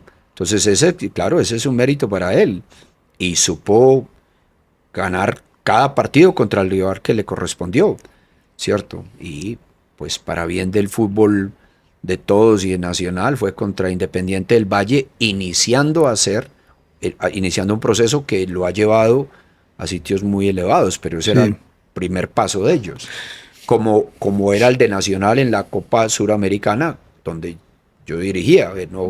No se juega ese tipo de copas con frecuencia. Entonces a mí sí me parece que hay que elogiar ahí y reconocerle ese muy buen trabajo al señor Rueda. Y a los muchachos, a los jugadores, porque ellos son los que al final juegan sus partidos, ¿no? Profe, Y sobre el tema de Berrío en particular, yo recuerdo, y a mí me dio mucha alegría eso, porque tuvo mucha influencia, no solamente en el juego, sino en el marcador. En el juego, porque hay dos tipos de cómo influir en un juego, ¿no? Uno en el juego como tal, ¿cierto? Él entonces jugando con su velocidad, porque recuerdo ese partido contra River acá, donde el señor Barsky hablaba de la locomotora, creo que le decía a Orlando, ajá. y elogiaba la labor de Daniel, a lo Beckenbauer sacando la pelota, pues, y Alexander Mejía, la pausa, Sí. todo eso. Entonces, el haber elegido a los muchachos para jugar en esas posiciones, y yo, claro, eso es lo que más orgullo me da. Y Orlando en particular pasó de ser 9 a ser extremo. Sí. Y yo afortunadamente pues lo convencí, le dije, no, usted es mejor asistiendo que finalizando. Nada contra usted, pero y así fue. Y bueno, y entonces sí, me dio mucho orgullo y mucha alegría por los muchachos. Qué bien, profe. Yo quiero que sepas pues que la totalidad de los hinchas de Nacional, bueno, no puedo hablar por todos. Bueno, y por ustedes, claro, me dio una felicidad enorme porque sé todo lo que quieren al equipo y por todo lo que habíamos pasado. Nosotros, profe, lo que quería decirte es que definitivamente tenemos como creador intelectual de esa Copa Libertadores y para nosotros estás ubicado ahí por todo el trabajo previo. Profe, ya para más o menos ir terminando, yo no quiero hablar mucho de cómo te fue en Sao Paulo, lo que pasó en Paraguay. Si me permitís un segundo Sí, ahí, profe. Desde que yo acepté la invitación de venir acá, estuvimos de acuerdo que yo iba a hablar de todo, porque pues de eso se trata, o si no, pues no hablo de nada. Yo creo que ahí nos faltó hablar algo muy importante, y es que en Colombia yo creo que hay varios equipos que pueden ganar un título, de pronto 2, pero dominar la liga, muy difícil, muy difícil. Y yo creo que en esos 3 años Nacional dominó la liga, ganó títulos muy importantes, potenció jugadores muy importantes, vendió jugadores muy importantes y acabó de construir una sede que hoy Sí. es envidia de muchos. Sí. Bueno, No, perdón, envidia no, el modelo a modelo, seguir de muchos. referente. Sí, sobre todo, por ejemplo, la cancha que está detrás del gimnasio, Sí, que está entre las dos quebradas, Sí. es una cancha que la pensamos mucho, y yo insistí mucho porque la cancha que está al lado de la avenida principal, pues Sí. ahí a las 10 No. de la noche, a las 10 de la mañana, perdón, ya es imposible Sí. entrenar por el calor que hace. Sí. Cambio a las 10 de la mañana en la cancha Sí. de adentro y con 2 quebradas, Ajá. es una cancha muy fresca, pero la construcción valió mucha plata. Pero afortunadamente en ese espacio se hicieron los recursos a través del equipo, sí. con los títulos y las ventas. Y yo de eso vivo muy orgulloso. No, profe, eso está claro. Es que digo que voy a ir terminando, pero hay una parte al final en la que quiero tocarte ese tema. Yo decía es que no es relevante para la gente que me ve detenernos en hablar de Paraguay, de Brasil, pero sí me quiero detener en México. Tengo muchos amigos mexicanos por el mundo de la música, de barras, de equipos mexicanos, y todos pues obviamente te recuerdan para mal o para bien. Yo creo, y ayer que hablaba con algunos recordando cosas, me decían que para bien, porque extrañan un hito que por lo menos fuiste capaz de lograr, profe, y que sí quiero hablar de él, y es tu victoria contra Alemania cuando llegas al fútbol mexicano, un país con millones de habitantes, con una postura crítica muy accidentada por ser tantas personas. Entonces la opinión pública es un caos. Vos habías enfrentado ya a otros torneos internacionales, pero me gusta resaltar eso, profe, porque cuando se da el gol de Chucky Lozano, las cámaras te muestran celebrando, pero después te sentás y tu cara está totalmente descompuesta por un sentimiento que yo nunca pude descifrar. Yo no sé si era susto, alegría, miedo, temor, o sea, describirla físicamente era como si tuvieras pánico, estabas como asustado. Sí. Finalmente, profe, ese día, pues eso fue el Día del Padre en México. Sí. Yo no sé si sabías, profe, que esto es comprobable, se puede buscar en Google, hubo una especie de microsismo en el país, no solamente con el gol de Irwin, sino cuando se acaba el partido, por lo que significó eso.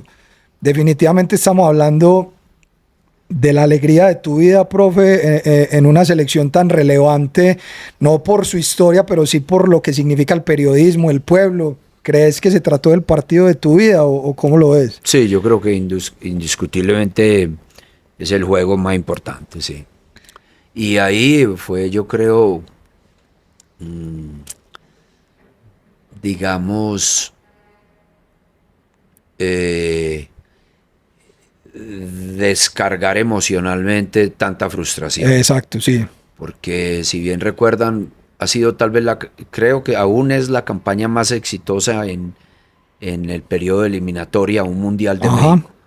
Y sin embargo así había muchas críticas. Le ganaste a Estados Unidos después de 20 años. De 20 años, sí. a Canadá después de 32 años, a Jamaica, hicimos de todo. Y también con la tuya, rotando y todo. Y sin embargo había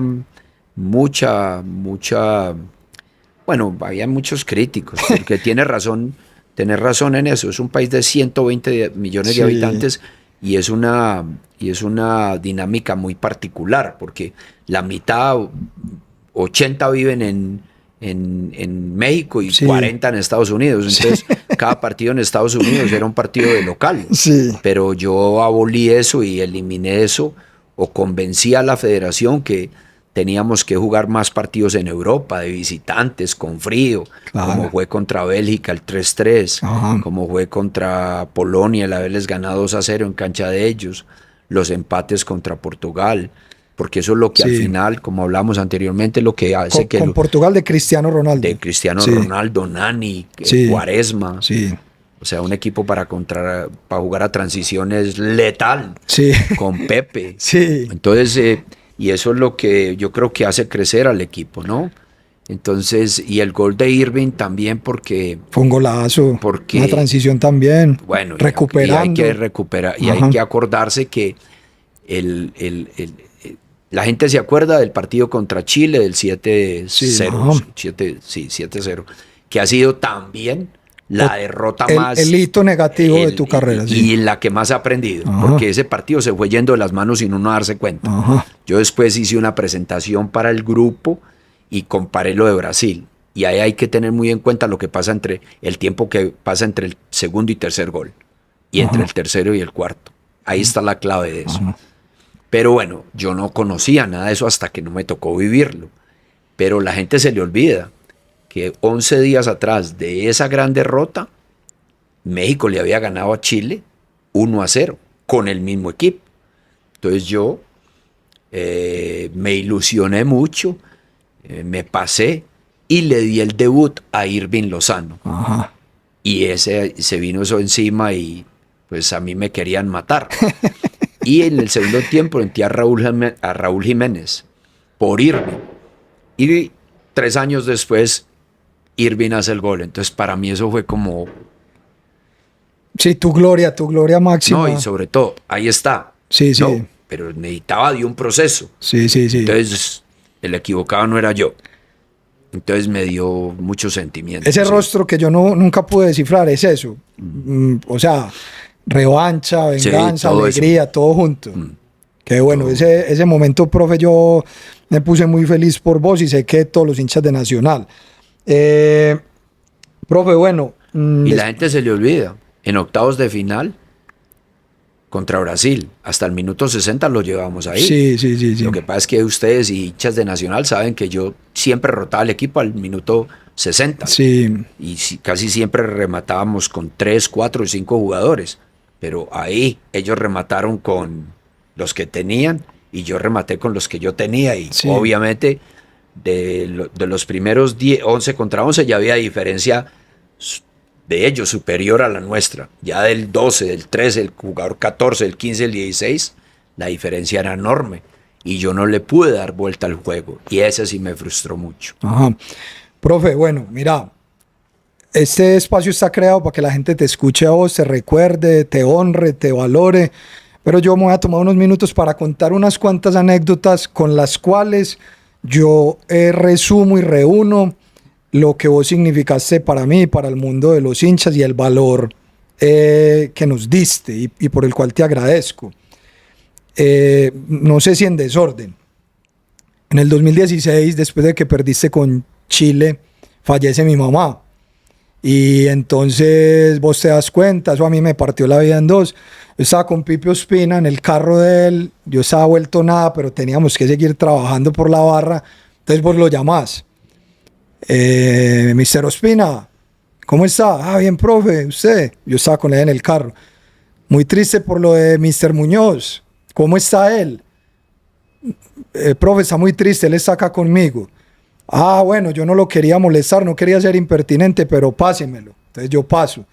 Felipe, ¿qué puedo hacer por usted? Entonces yo te digo, profe, sinceramente, veámonos y conversemos, que a mí eso me va a servir mucho.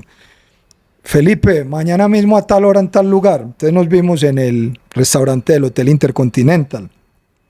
Creo que tu duelo por ese partido contra ese 7-0 te duró varios meses y tu aspecto era diferente, tenías barba, porque como que te fuiste a hibernar. Sí. Entonces llegaste ahí, profe, con ese aspecto, pero para mí eso fue sanador porque tuvimos un diálogo en el que me hablaste de tus padres y el valor que les dabas y eso para mí fue importante. Sí. Pero hablamos de tu aprendizaje con esa derrota deportiva, entonces me hablaste mucho de tus diálogos con Bielsa y muchas cosas. Ese diálogo para mí fue increíble y me sirvió mucho. Me acompañó Pipe y me sirvió para entender que yo tenía un amigo con el cual hablar de fútbol. Muy bien. Quería mencionar ese. Hay otro capítulo en el que estamos en Brasil y nosotros perdemos un partido con Sao Paulo o lo empatamos por un error, creo que Elkin Calle, que suelta una marca ahí en el palo, último minuto. Antes del partido yo te había dicho, profe, vos siempre habías sido muy generoso con los hinchas, profe. En una Libertadores Suramericana en Paraguay me dijiste, todos esos pelados que hay fuera del hotel, ¿qué? Profe, gente que se viene sin plata, pirateando, pero llegan. Uy, no, pero es que están ahí aguantando hambre, frío. Sí, profe, pero eso es lo que nos gusta a muchos.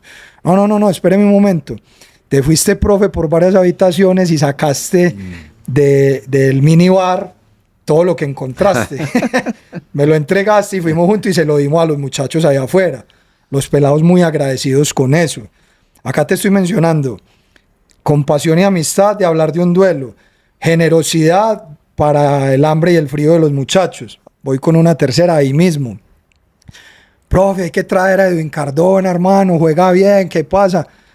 Felipe, no lo he querido traer porque hay un momento en el que Edwin estaba más gordo que ese que está ahí abajo y señalaste a un compañero de nosotros que es un gordo el de Río Negro. ¿Cuánto pesa, huevón?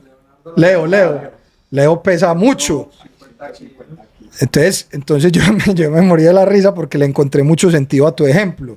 Pero después voy y le digo a Leo, y no es que te estuvieras burlando de Leo, es que Leo me dijo, no, es que el profe y yo somos parceros porque viajé con él en la misma silla a Bogotá y nos hicimos buenos amigos. Entonces fue bonito, profe, porque no te estabas burlando, sino que estabas usando el ejemplo de un muchacho que tiene obesidad, es un gran amigo nuestro, una gran persona, para decir por qué no traías a Edwin por sus problemas que tuve en algún momento. Luego en Brasil, Felipe, ¿cómo están ustedes? ¿Qué necesita? Profe, vea, para nosotros poder llegar a Medellín, porque tenemos que llegar, necesito pagar unos impuestos, una penalidad. ¿A usted le queda, profe, fácil ayudarme con eso? Cuente con eso, Felipe, después del partido se lo doy. El partido termina con este empate o esta derrota por el error de Elkin Calle. Y vos desde la tribuna te veías muy enojado. Entonces dijimos, no, muchachos, con eso no contemos, que el profe no va a tener cabeza para eso. Vámonos. Llegamos al hotel y ya nos teníamos que ir. Llegamos antes que el bus. Llega el bus y vos les decís a los jugadores, todos a ese salón. Entonces o sea, ni siquiera los dejas llegar ni a comer ni a descansar, sino que los metiste a un salón como que los agarraste ahí y además que los puteaste por lo que había acabado de ocurrir. Entonces nosotros vimos eso y dijimos, muchachos, vámonos que vamos a ver cómo resolvemos. Entonces yo me acuerdo, profe, que vos entras a recepción y me ves ahí sentado. Felipe, venga. Entonces me das la mano y me entregas lo que me ibas a entregar. E inmediatamente te metes al salón donde habías mandado a los jugadores. Ahí nos ayudaste un poquito con eso.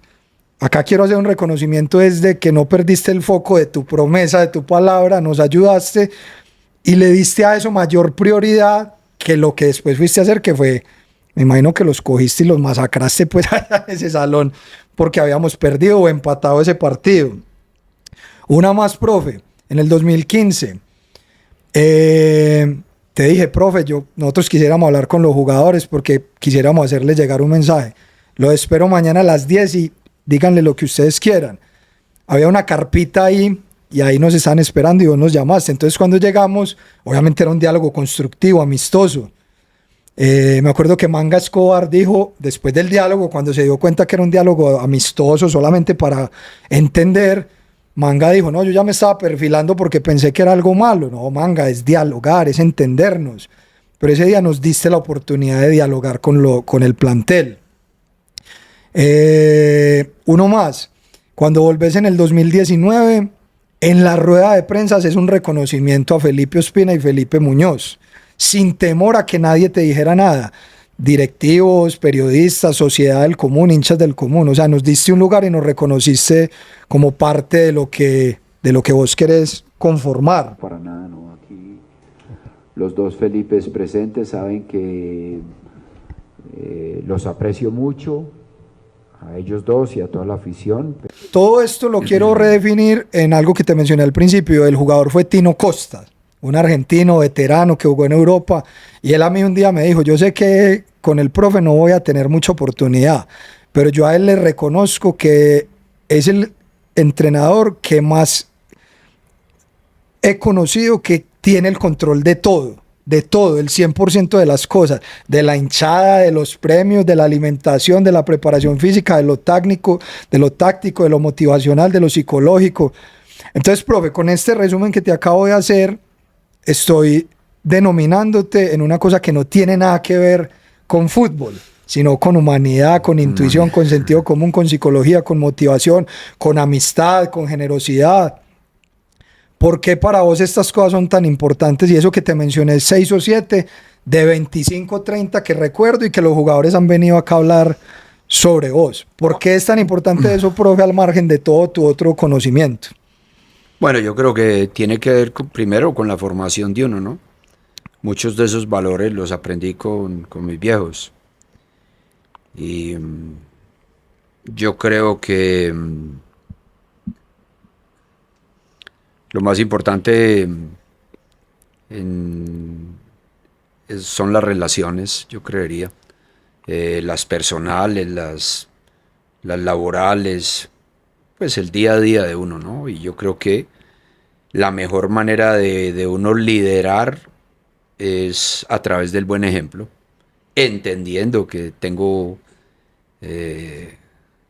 cosas, tengo defectos en mi temperamento, en mi carácter, a veces me distancio mucho, algunas veces se nota mucho cuando me quedo callado, cuando no quiero dar una opinión o cuando pienso que ya dije lo que tenía que decir y no tengo nada, soy capaz de ignorar a esa persona y eso de pronto no está bien, pero sobre todo en los grupos de trabajo, pero trato siempre por lo menos de establecer una muy buena relación y ya cada relación va tomando su camino. Bien. Profe, ahora sí las últimas, y estos son de respuesta rápida. Un ídolo cuando eras pequeño. Pelé. Johan Cruyff. Si no hubieras sido entrenador y director técnico, ¿qué serías hoy en día? Trabajaría para un servicio de inteligencia secreto. Bien. Pues me gusta mucho la defensa personal, las artes marciales, en esa índole. infiltrarse en un gobierno, investigar, ¿no? Profe, ¿qué hiciste con tu primer sueldo? Regalárselo a mis padres. Profe, un equipo donde estuviste a punto de dirigir y no se pudo. No le voy a dar ese privilegio a cualquiera. Yo creo que la selección. Ya te iba a decir eso, eso. Profe, ¿qué significan para vos tus padres y tus hijos? Pues mis padres, héroes, el modelo a seguir, agradeciendo, pues el agradecimiento por todo lo que me dieron. Y los hijos como perdón, transmitirle todos esos valores. Entonces yo creo que, y ahora con lo que estoy viendo en ellos, yo creo que es como el reflejo de lo que de pronto los padres de uno ven en uno o veían en uno, es el mismo, lo mismo que uno quiere para ellos y mejorarlo, ¿no? Mejorar. Profe, ¿sos capaz de armarme tu nacional ideal de tus Hijo de dirigidos? madre, de mis dirigidos. Yo un día te pregunté esto en Ecuador antes de ganarle a Barcelona y cuando te hice esa pregunta me dijiste, uy, qué buena pregunta, nunca lo había pensado, pero no me lo dijiste No, ahí. no lo había pensado. No. No, usted, por posición mejor. Yo creo que hay algunos que podrían jugar en cualquier equipo. Caso concreto Alexis. Yo creo que Jefferson. Hijo de madre. Porque hay Juan David Valencia. Ah, se lo han mencionado acá como un crack. Sí. Unas condiciones increíbles las de Juan. Ya a partir de ahí ya depende de los momentos del equipo, creo yo. A ver, que no quiero ser injusto con ninguno. Ah, es que finalmente, profe, tuviste un montón de jugadores pues en esos años. No, pero estoy buscando sobre todo los polifuncionales. Yo creería que ahí tengo que incluir a uno de los dos, a Stefan Medina y o a Daniel Bocanegra.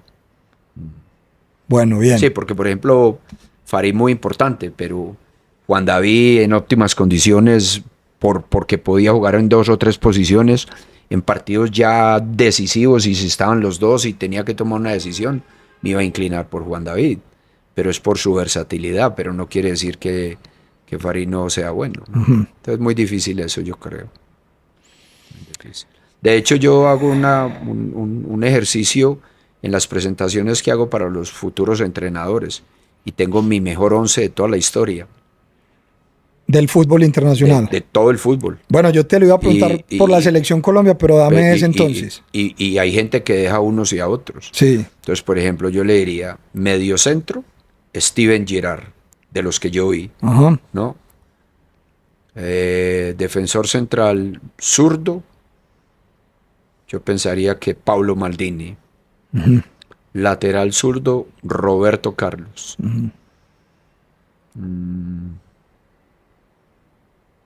Portero, yo me inclino por los que yo he visto, Neuer. Y eso que tuve a Peter Schmeichel, Ajá. ¿no? No, Peter Schmeichel. Padre. Padre. Sí. Lo tuve en el Sí, Manchester City. Central derecho yo creería que Franz Beckenbauer. Lateral derecho, Cafú.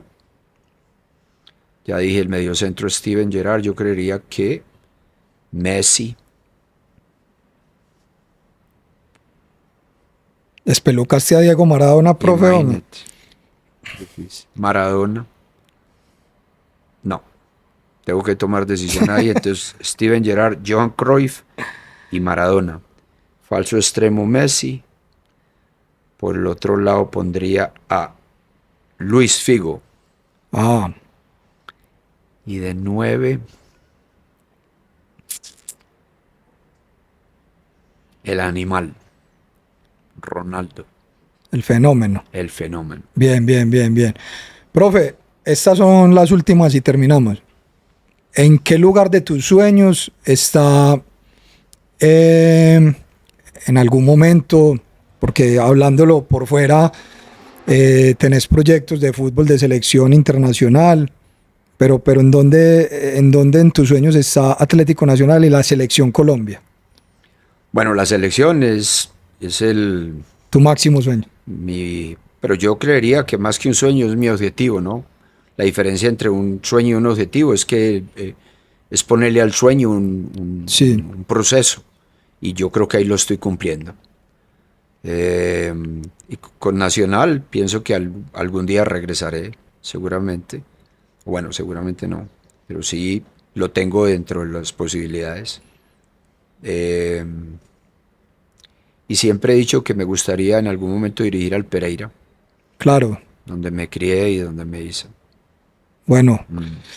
Profe, ahora que mencionaba todos estos Pero por ejemplos, encima de todo, yo creo, perdón, es hacer lo que me corresponde para mejorar el fútbol nuestro.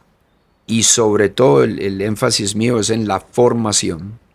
Y en la formación de formadores, los que realmente tienen acceso a nuestros niños en el día a día. Porque si consideramos que la más importante en un niño es la educación, que se la deben de dar sus padres, pues la formación para un deporte la deben de dar los formadores. correcto. Profe, ahorita yo sé que para vos no es muy importante qué dicen en la calle sobre vos, pero para mí sí es muy importante que los ídolos de nuestra institución o de nuestro equipo sepan que hay un cariño en la calle que es desconocido para ustedes. Y yo sé, profe, que por muchas circunstancias de tu vida, de cierta condición social, de cierta ocupación, de viajar, vos no estás al tanto de lo que ocurre en las calles de Medellín. O incluso sí, porque sé que hace algún tiempo estuviste en las calles, en la cancha de la Floresta, donde hay un mural tuyo y los muchachos de la Floresta, los del sur, te homenajearon ahí, de manera accidental te vieron ahí. Yo quiero que sepas, profe, que ese cariño que vos viste ahí en ese barrio es un cariño predominante en todo el país, en los departamentos, en los municipios, en las veredas, por vos. Y hay un reconocimiento por vos absoluto, independiente de la posilga que son las redes sociales y la basura que de ahí surge cuando hay valentía para criticar cosas sin conocimiento de causa, sin contexto, sin criterio y sobre todo desde el anonimato. Entonces, porque sé que así seas una persona alejada de las redes, de alguna manera te puede llegar esa basura. Pero yo quiero que te quede claro en los comentarios de este video, así va a ser, que hay un cariño y un agradecimiento absoluto por vos, no únicamente por lo que nos diste futbolísticamente hablando, pues que eso no hay ni que mencionarlo, sino por lo que humanamente y mucha gente desconocía, y por eso quise hacer ese resumen de lo que nos diste desde el punto de vista de tu amistad, de tu humanidad y de entender que somos valiosos para un equipo de fútbol, incluso para alguien como vos, que sos un científico del fútbol y que pensaría que el mundo de los hinchas no tiene nada que ver. Y vos nos diste valor y nos incluiste para ser parte de una era gloriosísima. Entonces, profe, te quiero hacer ese reconocimiento, te quiero agradecer. Sé que en los comentarios de esto, si no lo haces vos, tus amigos o tu familia te los leerán en algún momento. Y te agradezco de verdad, profe, por todo lo que nos has dado. Finalmente se me olvidó mostrar, y esto es importante porque estamos acá en mi museo. Esto me lo diste en el ciclo Juan Carlos Osorio 2, tuya de entrenamiento. Está bonito. Juan Carlos Osorio, para mí esto es sagrado dentro de mi museo. Y por todo lo que significó para mí, profe, esa victoria ante Alemania, que la viví mucho, que me diste también con tus iniciales. Muy bien. Entonces, bueno, profe, muy agradecido. Y, profe, no sé si querés unas palabras finales para toda la gente de Nacional, que en serio te respeta, te idolatra y nunca se va a olvidar de lo que hiciste, profe. Bueno, yo creo que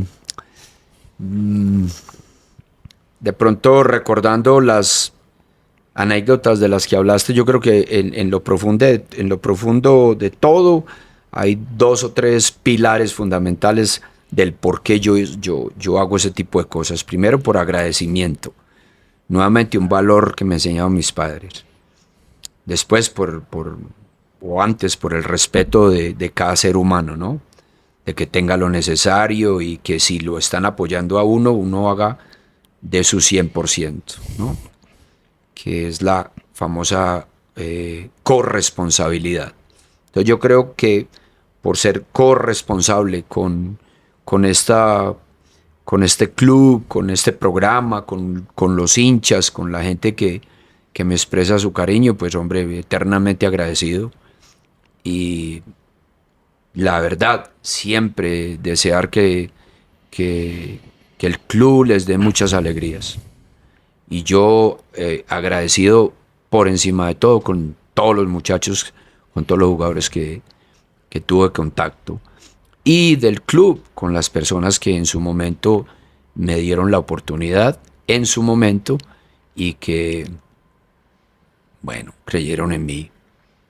Profe, bien, muchas gracias, fue un honor tenerte acá sentado al lado de esta pequeña colección de camisetas a las que llamo mi museíto de Nacional. Te agradezco mucho por todo, hermano, pero sobre todo por ser una persona siempre pendiente de lo que pase con nosotros. Eternamente agradecido, profe. Bueno, igualmente, y a todos muchas gracias. Hey, gracias a todos, espero que les haya gustado y nos vemos en la próxima. Suerte, chao.